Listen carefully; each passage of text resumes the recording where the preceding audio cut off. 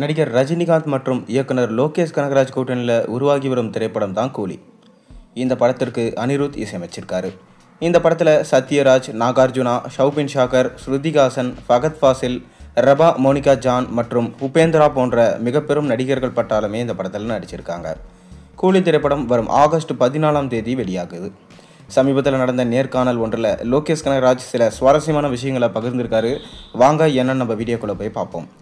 அதாவது super star ரஜினிகாந்தோட நடிப்பில் August 14 கூலி படம் ரிலீஸ் ஆக போகுது. அதை தொடர்ந்து இப்போ ஜெயிலர் 2 படத்தில் பிஸியாக நடிச்சிட்டு இருக்காரு சூப்பர் ஸ்டார் ரஜினிகாந்த்.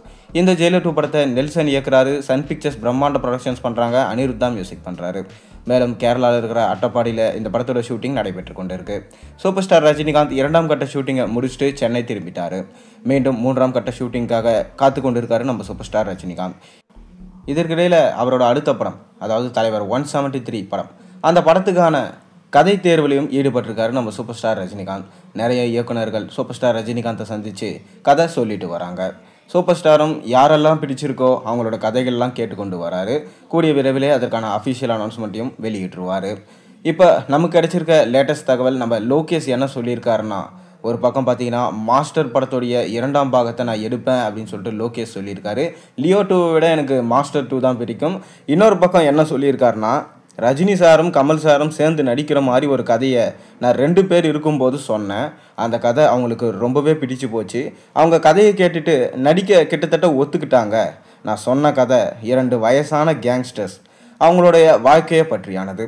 2 கேங்ஸ்டர்ஸ் ஒரு பக்கம் அவங்கவுங்க பாதையில் போயிட்டு இருக்கும்போது அவங்க சந்திக்கும் போது என்ன விளைவுகள் ஏற்படுது, அவங்களால சமூகத்தில் எந்த மாதிரி ஒரு மாற்றங்கள் ஏற்படுது, அதை பற்றின ஒரு கதை.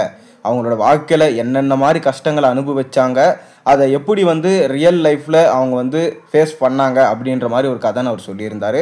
தற்போது அவங்க 2 பேருடைய பிஸ்னஸும் ரொம்ப பெருசாக இருக்குது. அவர்கள் தான் இதை பற்றி முடிவெடுக்க வேண்டும்.